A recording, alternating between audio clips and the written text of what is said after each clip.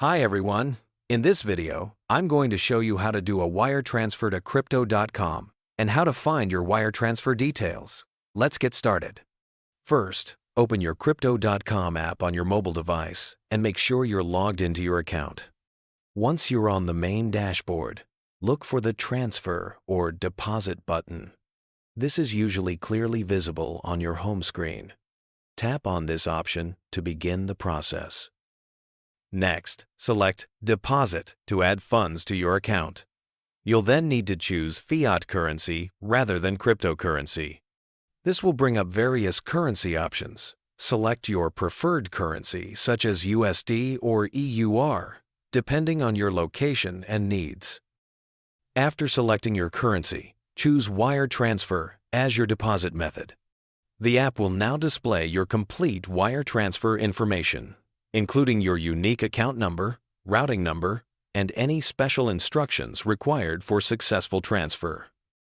Scroll down to see all your details clearly displayed.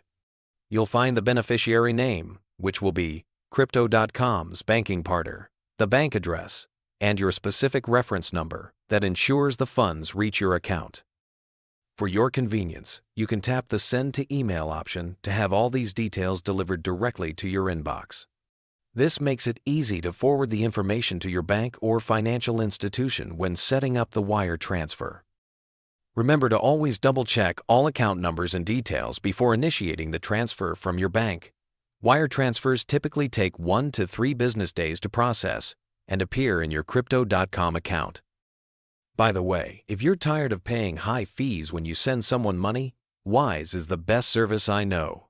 I use it myself to send and receive money with some of the lowest fees out there. Plus, you get free virtual and physical debit cards that work globally. Right now, you can grab an exclusive offer.